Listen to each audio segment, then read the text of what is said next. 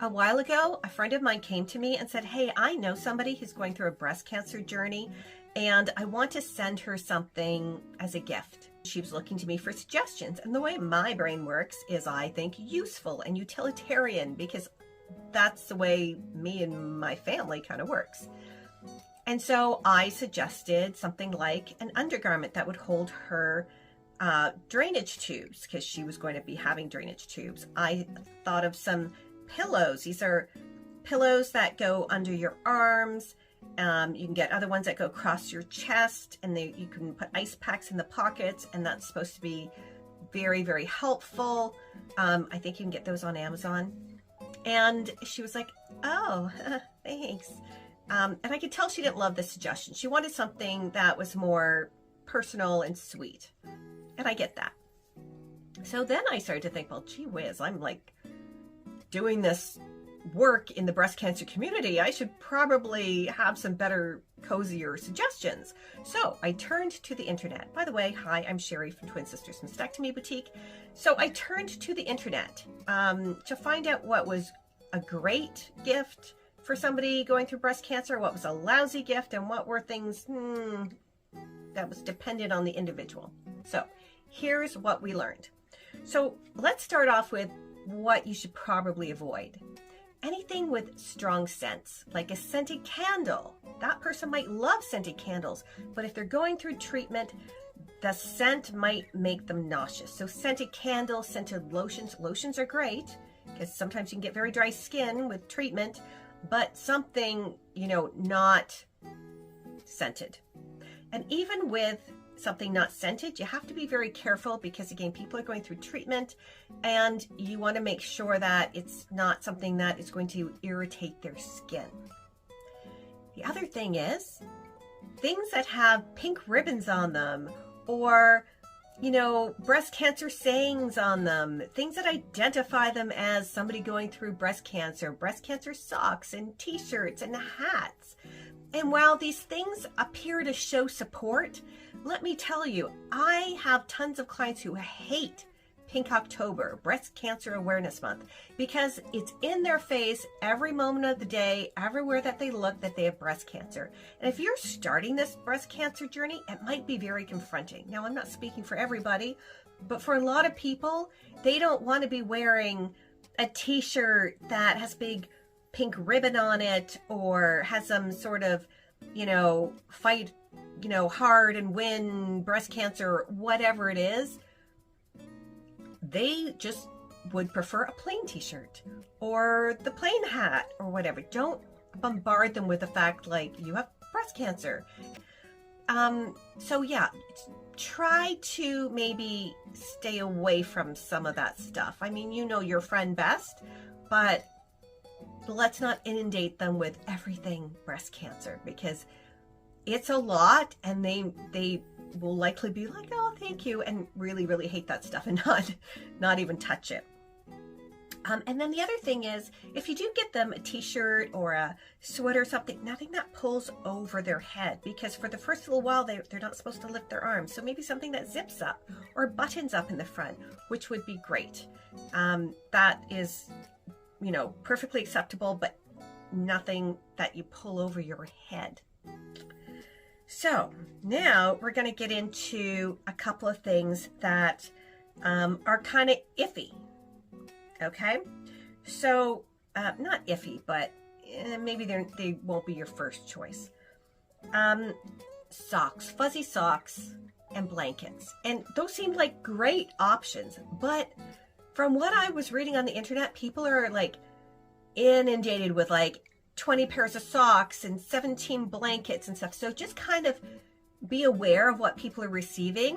And if, maybe you can't be in the same household because of distance and you don't know what people are getting, maybe that's not your first choice because way too many.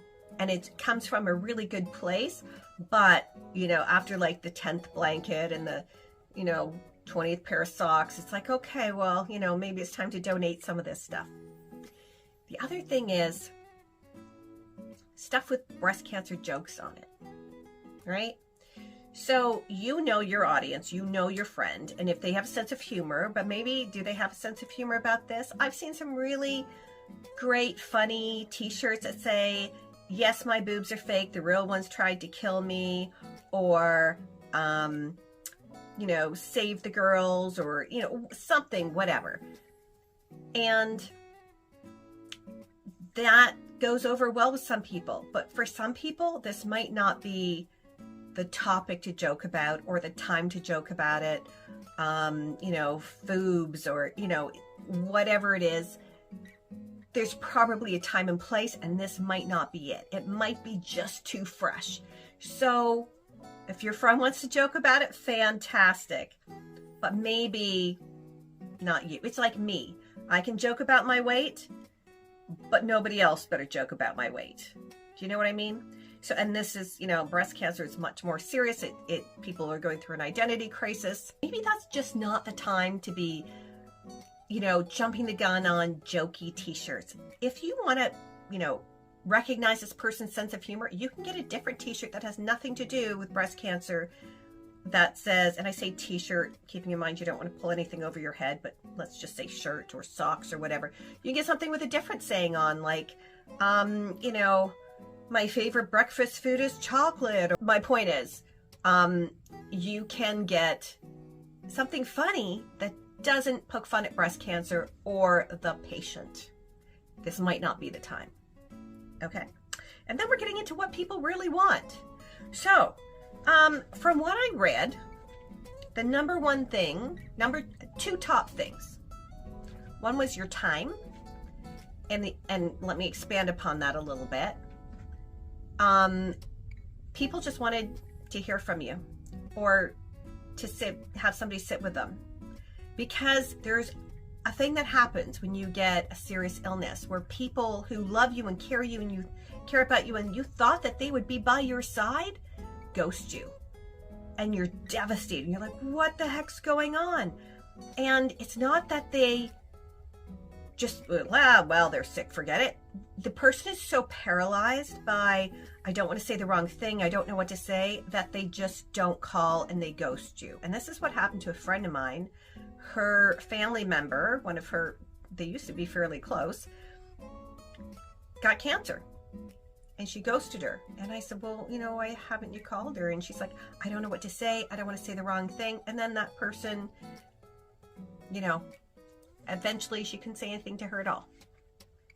So, yeah, you know, they just want something. Even you don't know what to say, just a get well card, or I hope you're feeling better, or whatever it is. But don't ghost people. If you can't, you know, bring yourself to say something, just send a little gift, send a little note. But time. Now, time is also pretty tricky, because one of the lovely things, many of the lovely things people suggested, was go over and do a load of laundry. Go over and just sit with them. Go over and watch their kids while that person takes a nap. Some of these people are single parents. Go do the dishes, clean their house. You know, these little things, and maybe they're not little things, you know, they're huge things. But it's, again, tricky, because some people may be like, I really don't want somebody in my house doing my laundry. Like, that's just uncomfortable for me. So you have to know the person. Going and saying, what do you need? What can I do for you? Nobody's going to say, can you do my dishes? Can you do my laundry? So, you know, find a way to say, hey, I'm coming over to do your laundry. Is this a good time? Would you prefer this time, or this time? Give them 3 options. And hey, I'm going to do a load of laundry. And do you need anything from the store while I'm coming over? Or do you need, you know, you can take a nap because I'll be there watching the kids. So you can do it in a way that gives them choice and, you know, gives them the opportunity to accept your gift of time, which is huge for a lot of people. And it's also an opportunity where they can say, no, thanks. I'd rather not. We have to respect people when they say it.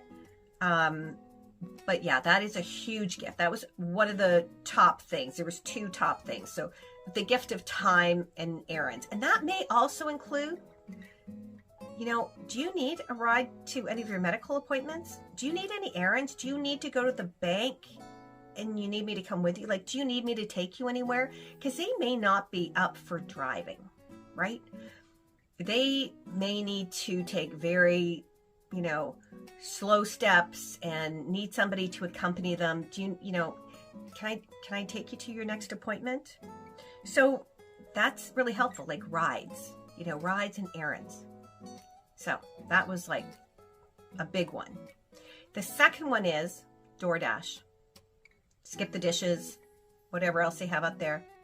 And this one's really big too, because the person might not have the energy to get up and make dinner for themselves or make a meal for themselves. And if they have other people in the household, children, it's even harder. They may not have been able to go out and buy groceries or order groceries online or whatever the case may be. This was a really high one on the list, those top two. DoorDash, and a person can get what they want, when they need it. It was really, people couldn't say enough about that. And you might be like, well, they have a spouse at home. Yeah, that spouse might also be super burnt out from caregiving, going to work, doing all the other things as well. It's a break for the whole family, because cancer, breast cancer, it affects everybody involved in that immediate family and beyond. It's not just that one person. It's not as if the spouse is like, oh, I've got all the free time in the world. No, they're doing a million things, running and getting a prescription, helping them bathe, trying to manage children, trying to keep a job. So that is a big one. So I said there was top two. There's actually three. There's three. So one is the gift of time and errands. Two is DoorDash or Skip the Dishes or whatever those are, all those different apps. And the third one is an Amazon gift card. And you're like, why? Well, because if you need some medical device, medical equipment, like any of these pillows, or maybe like a water bottle that you didn't know you needed, or something else, you can get it on Amazon. They'll have like a huge variety. You'll get it like within a few days. And this is really, really helpful. Sometimes you don't know what you need until you've got the problem in front of you. Sometimes, you need something, but you don't even know where to get it. So Amazon's fantastic for that. Gosh, I wish this was sponsored, but it's not.